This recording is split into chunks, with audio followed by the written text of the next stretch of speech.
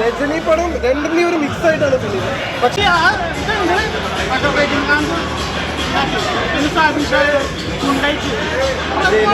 Jailer പോലെയൊക്കെയാണോ? Jailer ഒന്നിനൊന്നും മെച്ചം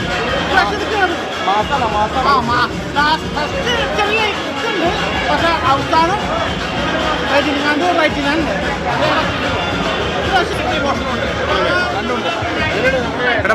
super അടിപൊളി. Climax സൂപ്പറായിട്ടുണ്ട്.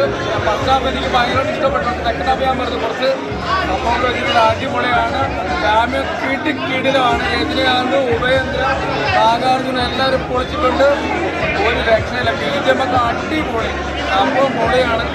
ഇതിലെ ഫിറ്റാണ്. ഒരു 700 കോടി കളക്ട് ചെയ്യുന്നതാണ്. അതിന് യാതൊരു സംഭവമില്ല. സൂപ്പർ ഹിറ്റ് അടിപൊളി.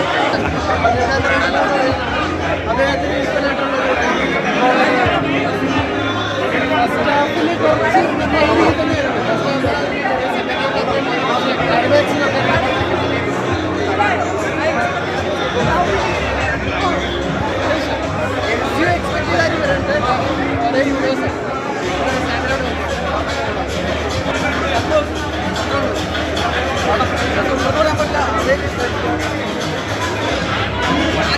സ്റ്റൈലൊക്കെ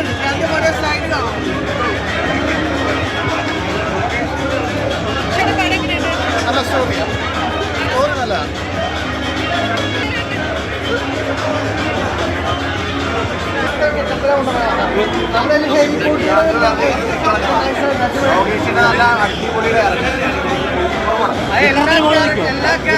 നിൽക്കുമോ? അതിന്റെ അതിന് മേലെ പോകുന്നതാണ് പറയാൻ. ബോറടിക്കില്ല. ബോറടിക്കാണ്ടിരുന്നതാണ്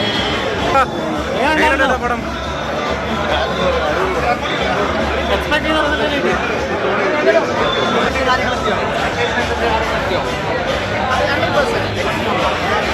എന്താ പറയുന്നത്, ഫസ്റ്റ് ഷോ എന്ന് പറയുമ്പോൾ എത്ര മണിക്കായിരുന്നു ആക്ച്വലി ഉറങ്ങിയിട്ടില്ല. രാത്രി ഉറങ്ങിയിട്ടില്ല. ലോകേഷയുടെ ഒരു ഫിലിം, ഒരു മാസ് ഫിലിം. 100%. വിക്രം പടം കാണുമ്പോൾ തന്നെ നമ്മൾ കമലഹാസൻ സാർ വെച്ചപ്പോൾ എത്ര നാൾ കഴിഞ്ഞിട്ടാണ് കമലഹാസൻ സാർ അങ്ങനെ ഒരു റോൾ ചെയ്യുന്നത്. രജനി സാറിനെ പറയുമ്പോൾ 50 years ആയിട്ട് നമ്പർ 1 പൊസിഷനിലിരിക്കുന്നു. അത്രയും ഒരു റെസ്പോൺസിബിലിറ്റിയാണ് ഈ പടം. ലോകേഷ് എന്തായാലും വളരെ അടിപൊളി. നിങ്ങൾ കാണണം, എല്ലാവരും കാണണം. ഈ പടം എങ്ങനെയുണ്ടായിരുന്നു?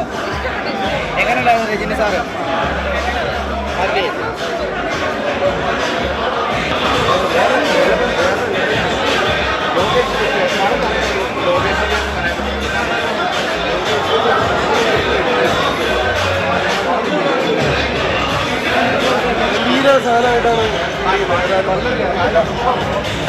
ഇപ്പൊ അമീർ ഖാൻ അല്ലെങ്കിൽ ഒരുപാട് താരങ്ങളുണ്ടല്ലോ. അപ്പൊ സൗബിനിക്ക് വരുമ്പോൾ ഒരുപാട് എക്സ്പെക്ട് ചെയ്യുന്നുണ്ട്. സൗബിനിക്ക് ഈ സിനിമയിൽ ഉണ്ടായപ്പോ ഇപ്പൊ രജനി സാർ ഒരുപാട് പറഞ്ഞു. അപ്പൊ ആ ഒരു എക്സ്പെക്ടേഷൻ അത്രയും മൈലേജ് നിൽക്കുമോ? എക്സ്പെക്ടേഷൻ്റെ കാര്യം എനിക്കറിയില്ല. എനിക്കത് ആദ്യത്തെ 20 മിനിറ്റ് 30 മിനിറ്റ് കഴിഞ്ഞപ്പോൾ എനിക്ക് ഇതിൻ്റെ ട്രീറ്റ്മെൻറ്റ് സ്റ്റൈൽ എന്താണെന്ന് മനസ്സിലായി. അതുകൊണ്ട് തന്നെ ഞാൻ അതിൻ്റെ ആ സിനിമയുടെ ഒരു പാറ്റേണിലേക്ക് ഇല്ലായി. ഞാൻ നേരത്തെ പറഞ്ഞ പോലെ ഒരു ജയിലർ പാറ്റേൺ അല്ല ഈ സിനിമ. ഈ സിനിമ കുറച്ചും കൂടെ ഒരു വെസ്റ്റേൺ സ്റ്റൈൽ ഓഫ് സംഭവങ്ങളും കൂടുതലും അങ്ങനത്തെ ഒരു സ്റ്റൈലാണ്. പക്ഷേ ടോwards ദ എൻഡ് എനിക്ക് സെക്കൻഡ് ഹാഫിൻ്റെ ലാസ്റ്റ് എലമെൻറ്റിലേക്ക് കുറച്ചും കൂടെ യൂഫോറിക് എലമെൻറ്റ്സ് കിട്ടി. അതായത് കൈയടിക്കാനുള്ള എലമെൻറ്റ്സും. ഫസ്റ്റ് ഹാഫ് എനിക്ക് കുറച്ചും കൂടെ എന്താ പറയുക, ഒരു മിതത്വമുള്ള ഫസ്റ്റ് ഹാഫാണ്. പക്ഷെ അതിൽ ലെയേഴ്സ് ഉണ്ട്. അതിനകത്ത് സെക്കൻഡ് ഹാഫിലേക്കുള്ള കുറേ സാധനങ്ങൾ പറഞ്ഞു വെച്ചിട്ട് അങ്ങനത്തെ ഒരു സ്റ്റൈലായിട്ടുണ്ട് ലോകേഷ് പടം. രജനി പടം രണ്ടിന്റെയും ഒരു മിക്സ് ആയിട്ടാണ് ഫിലിം.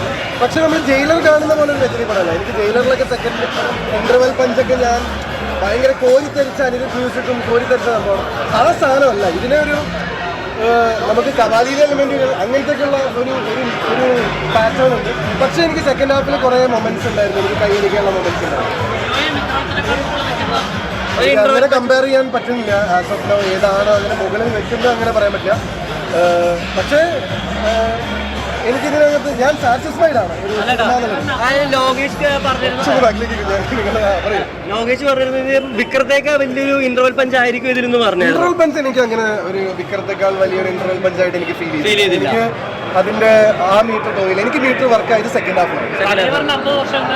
അത് തീർച്ചയായിട്ടും കാരണം അദ്ദേഹം ഇപ്പോഴും ആ സ്വാഗ് വെച്ച് ഒരിക്കലും ഇതൊരു മോശം പടമല്ല. ഇതൊരു പക്ഷേ ഈ പറഞ്ഞ പോലെ വേറൊരു മീറ്ററുള്ള സിനിമ. ഞാൻ സാറ്റിസ്ഫൈഡ് ആണ്. എനിക്ക് സിനിമ ഇഷ്ടപ്പെട്ടു. എനിക്ക് ഫസ്റ്റ് ഹാഫിനേക്കാൾ ഇഷ്ടപ്പെട്ട സെക്കൻഡ് ഹാഫാണ്.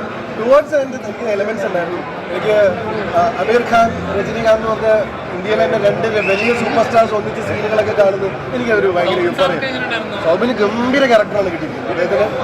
ശരി താങ്ക് യു.